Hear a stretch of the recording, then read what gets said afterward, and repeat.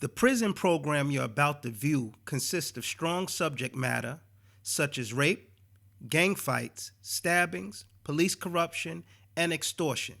Due to the nature and language of this program, viewer discretion is advised.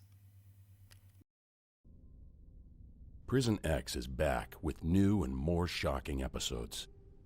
The stories that are retold are 100% real-life experiences from ex-cons that made it out of prison alive. These untold stories of slashings, rapes, assaults, extortion, and gang violence cover penitentiaries as far north as upstate New York to the Midwest states of Indiana, Texas, and Detroit, southern states like Georgia, Alabama, Memphis, and Florida, to as far west as California. These are the stories that have taken place in jails all across America. Welcome to Prison X.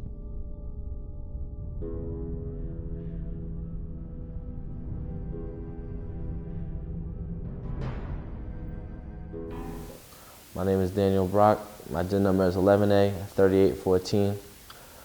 I've been in Bear Hill Correctional Facility, Walk Hill Correctional Facility, and Hill Creek Correctional Facility.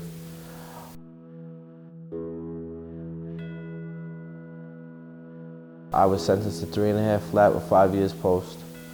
I did most of my time in Bear Hill Correctional Facility. I was there for about 2.5 years.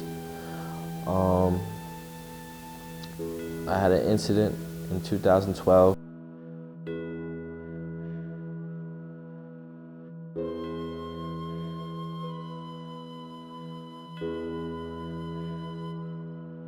I just came back from program. There's slot times in the houses. I got into an argumentation with somebody over the phone. Slot time is something that you have at this particular time. This person gets on the phone at we'll say 1 o'clock. Every day that person gets on that phone at 1 o'clock every day. At 1:30 the next person gets on that phone every day at the same time. I wanted to get on the phone at that point in time. I didn't want to hear nothing. There was nothing you could tell me. I wanted to get on the phone. We got into an argumentation, which escalated to us fighting. I had 2 slot times, yes, I had one in the morning and one at night. Every house is ran differently. It's all about how you do, how you move, and what goes on in that house. They might have a slot time list on the thing with police. In some houses, it's ran by inmates. My house was ran by inmates. So at this point in time, this day, I wanted to get on the phone that time. We got into an argument. It was over the phone. I wanted to get on the phone. I was wrong for what I did. I wanted to get on the phone, but at the end of the day, when you have things going on, you want to get on the phone, and you're not trying to hear that, I'm giving him the phone, and it's my slot time, but I'm going to let him go. No, I don't want to hear that. I'm going to get on that phone, and that's the end of it. And then the worst thing you could tell a man in jail is to suck your dick, and that's what was happening. That's what I told. That's what I told this. That's what I told this man. So we fought a little bit. We were on the ground. Everything that a normal fight would normally happen, and the person felt a type of different way about it after it was all said and done. And now, from being in a very aggressive environment, especially that jail is very aggressive. There's at least within 2 weeks, there's about 8 cuttings. It's crazy there, and so now you don't know what the next man has planned for you after that. Because now not everybody's going to take that loss. So that was it. We argued a little more, and next morning we all went out on a walkway for program run. It was about 8:20 in the morning, and I was with 2 other people that I associate with, and he was in front of me on the walkway. And now how the whole jail is set up is you walk. It's miles long, so you walk up the long walkway, and then there's a police tower here. So once you bang that left, the walkway is clear to the next tower, and that's your opportunity to do what you do. And that's where I had my opportunity to slash him. He's in front of me about 2 feet, and I walk up on him, and I have a razor. And what you do is you walk up, and as you get close to him, you kind of grab him a little bit, and as you grab him, you cut him, and you just hit him, boom. I got him on the side of the cheek, About where my beard line is about where I got him right here. Nothing crazy. It was probably about this long. There wasn't nothing serious. So he opened up, he bled. Yeah, he opened up, he bled, and he held it down. He walked to the tower, and he told him that he got cut. And from there, they radio it in, and then they popped the pin, they pulled the pin, which is inside their radio, and now a van comes flying down. They cuffed him, they put him in the van, and then they take you to medical. From medical, they either, depending on how bad your cut is on your face or wherever you got cut or what happened to you, they either bring you to Albany Med or they'll stitch you up there. From there, you get stitched up. They put you in, unless you tell, you go to IPC, which is involuntary custody, involuntary protective custody.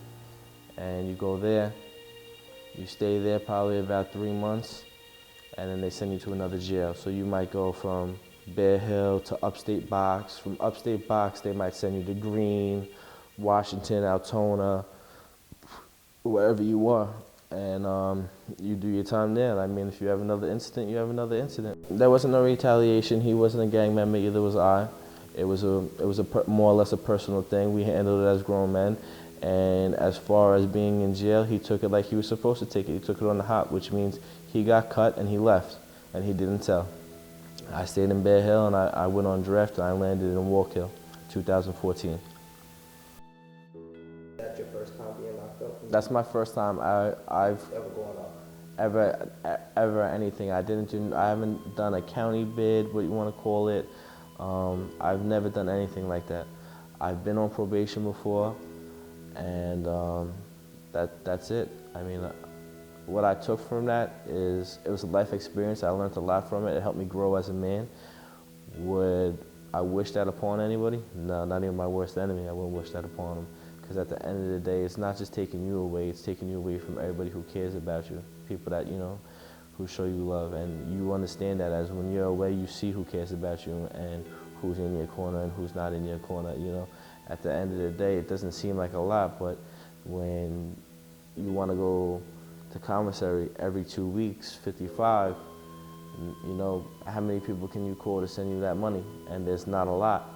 I mean, I was very lucky. I had my mother. She was always in my corner. I've have close friends that I could call. If I told them, yo, listen, I need you to send me 500, they're gonna send me 500 out next morning, priority mail, and I'll get it the next day. But so what are some of the things that took you by surprise when you went upstate? The biggest thing that took me by surprise was how violent it was. I knew it was going to be violent, but I didn't know it was going to be like that. When I got there 2011, I said, wow, I'm all the way, I'm 8.5 hours from home. And the same day I got there, I don't have anything yet, so you got to go to breakfast, lunch, and dinner, which they call chow. And I was on the walkway, and I seen a kid get cut. And that was the most craziest thing I seen. It was the first time I seen somebody up north get cut. Like you seen it happen? I seen it happen right in front of me. I seen them pull the kid in, grab him, and just hit him, splash him right down his face, and just watch his face just flap, his skin just flapping. It was the craziest thing I ever seen. I said, oh my God. What did you say at that point to yourself? I gotta get the fuck out of here. I gotta get out of here. This is not for me. Yeah, does it, for someone that's watching that never went to jail before, that could be in your shoes right now, what can you tell them? Like, does the judge care about hitting you with time? Most people think they could go to jail and come home, but that ain't the case for most people that's been locked up. I thought I was going to jail and I was getting a program. I was promised by my lawyers. I had 2 lawyers, 2 very well-known lawyers for Long Island. That I was going to get a program and I was going to come home from jail. I was going to... Like the 6-month shot? Yeah, like a shock, like I was going to get work release. I was going to go up, I was going to get my state number, and I was going to get sent right to a program.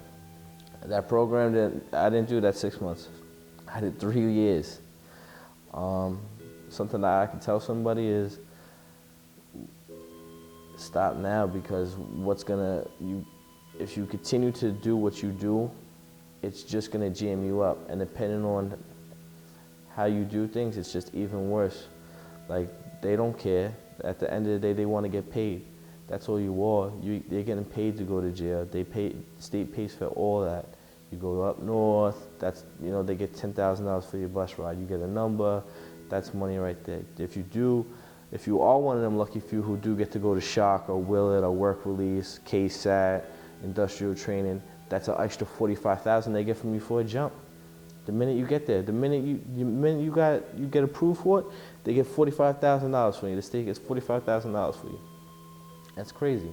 So, what was one of the worst things you saw in your 3 years outside of that slack? What's one of the worst things you saw? One of the worst things I saw was I seen a sergeant come in because of a CO had a confrontation with an inmate, and the inmate wasn't wrong, and the inmate wasn't backing down because he wasn't taking no shit.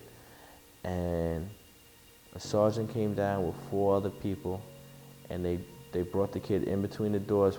There's 2 doors. There's a door you first walk into, then there's a door that gets locked, so you're secure and you're in the building.